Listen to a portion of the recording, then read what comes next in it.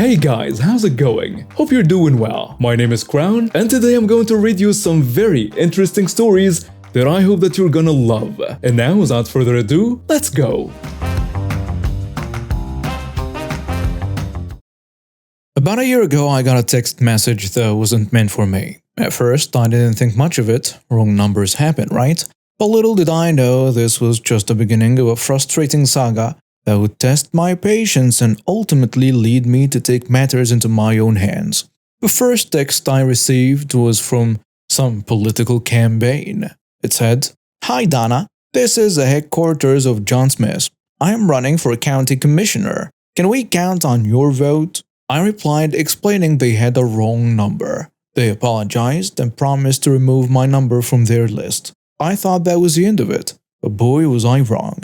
Over the next few weeks, I kept getting more texts and calls meant for this Donna person. Real estate agents, political campaigns, and even debt collectors started reaching out to me, all looking for her. Each time I'd explain they had the wrong number, but it didn't seem to make a difference. The messages and calls just kept coming. One day I got a text from a realtor. "Hi Donna, I'm with XYZ Realtors.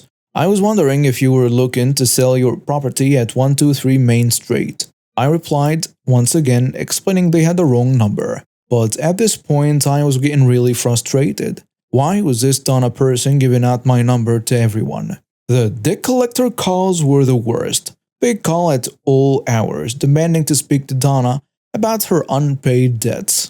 No matter how many times I told them they had a wrong number, they just wouldn't stop.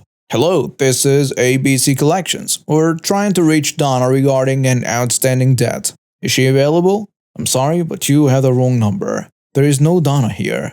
"Are you sure? This is a number we have on file for her." "Yeah, I'm absolutely sure. I've been getting calls for Donna for a month now, but this isn't her number." "Alright, we'll make a note of it. Sorry for the inconvenience." But despite their apologies, the calls kept coming. It was like being stuck in an endless loop of wrong numbers and misunderstandings. I started to notice that most of these calls and texts were coming from area codes on the opposite side of the country from where I live. That got me thinking, maybe I could use this information to track down the real Donna and put an end to this madness. With just the first name, a partial address, and the area code, I decided to do some online sleuthing. I found a website that let me do a reverse address lookup. When I typed in the beginning of the address I had, it gave me a list of possible combinations for house numbers and street names. After a bit of searching, I found an address in a town that matched the area code where all these texts and calls were coming from. I clicked on it, and boom, there it was. Donna's full name, complete address, and cell phone number. I couldn't believe my luck. Now that I had her information, I decided to reach out to her directly. I sent her a text. "Hello Donna. You don't know me, but you apparently know my number. Please stop giving it out to solicitors, collection companies, and campaigners. Thanks to online research, I have your name, address, and phone number. So I will say this again. Stop giving out my number." I thought that would be the end of it. Surely she'd realize her mistake and stop giving out my number, right? Wrong. The texts and calls kept coming. It was like she didn't even care that she was causing problems for a complete stranger. And that's when I decided to take more drastic action. Every time I got a text meant for Donna, I forwarded it to her real number. I also sent her another message. "Whenever I get a solicitation in your name, I'm going to forward them to you." On top of that, I started replying to the solicitors with Donna's correct cell number. I figured if she wasn't going to stop giving out my number, I might as well make sure these people could actually reach her. For the debt collectors, I got a bit more creative. I have this app on my phone that converts text to speech, so I don't have to talk directly to robocallers. I created a preloaded response about Donna. Whenever I got a call looking for her, I'd use this automated message. "You had the wrong number. This person, Donna X, has been giving out my phone number to deflect collectors from contacting her. I don't know her or even live in her state, but I managed to get some information about her thanks to some online research. Her correct number is XXX XXX XXXX. It took a while, but eventually the calls and texts started to slow down. The debt collectors stopped calling altogether, and the solicitation texts became less and less frequent. One day, after weeks of silence, I received an unexpected text. Hey, is this a person who's been redirecting my calls? Yes, it is. Are you Donna? Yeah, it's me. Look, I'm sorry about all this. I did not realize I was causing so much trouble. It's been going on for almost a year, Donna. Why did you keep giving out my number? I was trying to avoid the collectors. I thought if I gave them a fake number, they'd leave me alone. I didn't think about how it would affect whoever had that number. Well, it affected me a lot. I've been dealing with constant calls and texts meant for you. I know, and I'm really sorry. I've been working on paying off my debts, and I promise I won't give out your number anymore. I appreciate the apology, but why didn't you stop when I first contacted you? Honestly, I was embarrassed and scared. I thought if I ignored it, it would all go away. But you were pretty persistent. I had to be. It was driving me crazy. I get it now. I've been getting all those forwarded messages and calls. It's been a wake-up call, literally. So what are you going to do now? No more hiding or giving out fake numbers. And I'll contact everyone who has your number and give them my correct information. That would be great. I'm glad we finally got this sorted out. Me too. After that conversation, the calls and texts finally gradually stopped for good. It was a relief to have my phone back to normal, only ringing when it was actually for me. Looking back, I'm still amazed at how a simple wrong numbers turned into such a complicated situation. But I'm glad I took action. Sometimes you have to get creative to solve a problem, even if it means becoming an amateur detective and redirecting a stranger's calls. And who knows, maybe Donna and I will even keep in touch. After all, we've been through quite an adventure together, even if we've never actually met. Hi there. When I boarded a plane for what was supposed to be a routine business trip, little did I know I was about to witness utter madness. As we settled into our seats, the usual pre-flight announcement droned on. I was in the aisle seat, my laptop open, trying to get some last-minute work done before takeoff. And that's when I first noticed her. A middle-aged woman with a bob haircut and sunglasses perched on her head. She was loudly complaining about the lack of leg room to her seatmate, who looked like he wanted to disappear into his chair. We took off without incident, and for the first hour or so, things were relatively calm. I managed to get some work done and even dozed off for a bit. But then, as if on cue, all hell broke loose. It started with a drink service. The flight attendant, a petite woman with a warm smile, was making her way down the aisle with a beverage cart. What would you like to drink, ma'am? The woman with a bob haircut, let's call her Karen, looked up from her magazine with a scowl. I'll have a gin and tonic. Make it double. I'm sorry, ma'am, but we don't serve double drinks on this flight. I can give you a single gin and tonic if you'd like. What? That's ridiculous. I always get a double. Do you know who I am? I apologize, ma'am, but it's our policy. Would you like a single gin and tonic? Fine, whatever. Just bring me something strong. I could see the flight attendant's smile falter for a moment, but she quickly regained her composure and continued down the aisle. I thought that would be the end of it, but man, we're not even close. About an hour later, the meal service began. The flight attendant returned, this time pushing a cart laden with food trays. Would you like the chicken or beef, ma'am? Beef, of course. I can't stand airline chicken. The flight attendant's face fell when she looked back into her trays, and I knew we were in for trouble. Sorry, ma'am, but we've just run out of the beef option. We only have chicken left. Would that be okay? What do you mean you're out of beef? That's unacceptable. I specifically asked for beef. I sincerely apologize for the inconvenience. We try to stock enough of both options, but sometimes we run short. Is there anything else I can offer you? Perhaps I could bring you some extra sides or a complimentary snack? This is outrageous. I paid good money for this flight, and I expect to get what I want. At this point, other passengers were starting to take notice. The man next to me shifted uncomfortably in his seat, and I could hear whispers of disbelief from the rows behind us. I understand your frustration, ma'am. If you'd like, I can speak to the pursuer about offering you some compensation for the inconvenience. Perhaps a voucher for a future flight?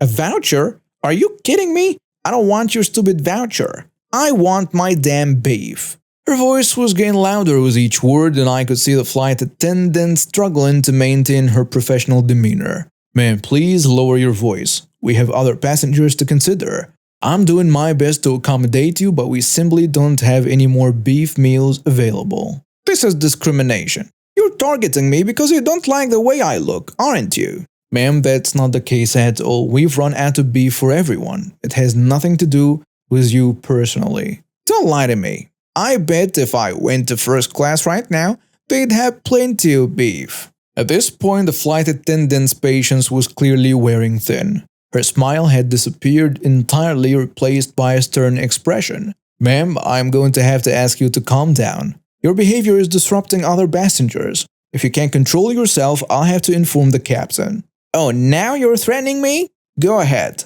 Call your precious captain. I'll have all of your jobs for this. The flight attendant took a deep breath and turned to walk away, probably to get help from her colleagues. But Karen wasn't done yet. Don't you dare walk away from me, you incompetent witch! What happened next was so shocking, I'm still not sure I believe it actually occurred. Karen suddenly leaped from her seat, lunging at the flight attendant with outstretched arms. She tackled the poor woman to the ground, sending them both crashing into the aisle. I hear one passenger say, "Oh my God, what's happening? Someone stop her." Karen had pinned the flight attendant to the floor and was now slapping her face repeatedly, all while screaming incoherently about beef and customer service. It was like watching a wild animal attack its prey. For a moment, everyone was too stunned to react. Then, as if snapping out of a trance, several passengers, including myself, jumped into action. I grabbed Karen's arm, trying to pull her out of the flight attendant. A burly man from a few rows back wrapped his arms around her waist, attempting to lift her away. "Stop it! You're assaulting her, let go! Get your hands off me! Don't you know who I am? I'll sue all of you!" It took 3 of us to finally pry her out of the poor flight attendant, who was curled up on the floor, her uniform disheveled and her face red from the assault. As we restrained Karen, other crew members rushed to the scene. The lead flight attendant says, "What in the world is going on here?" One passenger says, "This woman attacked your colleague over a meal option." "Ma'am, you need to calm down immediately. This is a serious offense, and we will be contacting the authorities." "You can't do this to me. I'm a platinum member. I'll have your entire airline shut down." As a lead flight attendant radioed the cockpit to inform the pilots of the situation, we continued to hold Karen in place. She thrashed and screamed, hurling insults at everyone around her. "You're all jealous of me. This is a conspiracy. I demand to speak to the CEO of this airline right now." "Lady, you're on a plane. The CEO isn't here. Just sit down and shut up before you make things worse for yourself," one passenger told her. For the next hour, we had to endure Karen's non-stop tirade. She alternated between threats, insults, and bizarre claims about her supposed importance. The flight attendant she had attacked was taken to the back of the plane to recover and receive first aid. Finally, the captain's voice came over the intercom. "Ladies and gentlemen, due to the recent disturbance, we will be making an emergency landing at the nearest airport. Please remain in your seats with your seat belts fastened. Law enforcement will be meeting us upon arrival." A collective groan went up from the passengers, but everyone understood the necessity. As we began our descent, Karen seemed to realize the gravity of her situation. Her rage turned to panic. "Wait, no! You can't do this! I have an important meeting to get to! This is all a misunderstanding." The lead flight attendant tells her, "Ma'am, you physically assaulted a member of our crew. This is far beyond a misunderstanding." As we touched down at the unfamiliar airport, I could see police cars and an ambulance waiting on the tarmac. The moment the doors opened, officers boarded the plane and made their way to our section. One police officer says, "Ma'am, you're under arrest for assault and interfering with a flight crew. You have the right to remain silent. Anything you say can and will be used against you in a court of law." "This is a mistake. Don't you know who I am? I'll have your badge for this." As the police escorted her out of the plane in handcuffs, the rest of us sat in stunned silence. The lead flight attendant addressed us once she was gone. Ladies and gentlemen, we sincerely apologize for this unfortunate incident. We'll be providing you all with food vouchers for the airport, and our ground staff will assist you with rebooking your connecting flight. Thank you for your patience and understanding. In the airport, as we waited for information about our rescheduled flights, passengers gathered in small groups, rehashing the events we had just witnessed. I overheard snippets of conversations. One passenger tell the other, "Can you believe that woman? All this over some beef?" He responds, "I've seen people get upset on flights before, but never like that." It's like she completely lost touch with reality. A third passenger says, "I feel so bad for that flight attendant. I hope she's okay." As for me, I found myself sitting next to the man who had been in the window seat next to Karen. He looked shell-shocked. "Are you alright?" I asked him. "Yeah, I guess. I just can't believe I was sitting next to her the whole time. She seemed normal at first, you know? A bit demanding, sure, but not bad. It's crazy how some people can just snap like that. Tell me about it. I'm just glad no one was seriously hurt." Eventually, we were all rebooked on new flights. As I boarded my rescheduled plane, I caught sight of the flight attendant who had been attacked. She was standing near the gate, talking to some airline officials. Despite everything she'd been through, she managed a small smile as passengers walked by, some stopping to offer words of support. I approached her before boarding. "I just wanted to say I'm sorry for what happened to you. Are you okay?" "I'm a bit shaken up, but I'll be alright. Thank you for your concern." Of course, no one should have to deal with that kind of behavior, especially when you're just trying to do your job. "I appreciate that. Safe travels." The flight took off without incident, and I found myself hoping that Karen would face serious charges for this, because at the end of the day, no amount of entitlement or self-importance can justify treating another human being that way. I never thought a simple trip to the movies would turn into such a drama. Our local theater had this amazing summer program where they showed classic Disney films every week. It was a chance to see these beloved movies on the big screen just like when they first came out. Last weekend they were showing Peter Pan, and I wasn't feeling well. So I booked 2 seats for my husband and our son. The seats were right next to the wheelchair accessible spots, which were just empty spaces without chairs. When my husband arrived with our boy, he found the man and his kid sitting in our reserved seats. The man had other children with him too, all seated on the other side of the wheelchair spots. My husband approached him politely. "Excuse me, but I think you're in our seats." "No, we're not." "Yes, you are. Look, here are our ticket stubs." "Well, I didn't know these were for disabled people." "That's not the issue. These are our reserved seats. Can't you sit somewhere else?" "No, I paid for these specific spots." The man was getting visibly annoyed, so my husband called over an employee to help sort things out. "Sir, I'm afraid these are indeed the reserved seats." "But there aren't any chairs here." "I'm sorry, but that's not our concern. You'll need to move." Grudgingly, the man made his kid sit with one of his other children, while he stood for the entire movie. My husband said the guy kept glaring at him throughout the film. Despite the unpleasant encounter, my husband came home beaming. He couldn't stop talking about how amazing it was to see Peter Pan on this big screen and how much our son enjoyed it. It was a special moment for them both, and I'm glad that one entitled person couldn't ruin their experience. I still can't believe someone would try to argue their way into keeping seats that weren't theirs, especially at a sold-out show. It's a reminder that some people will always try to take advantage, but standing your ground politely can make all the difference.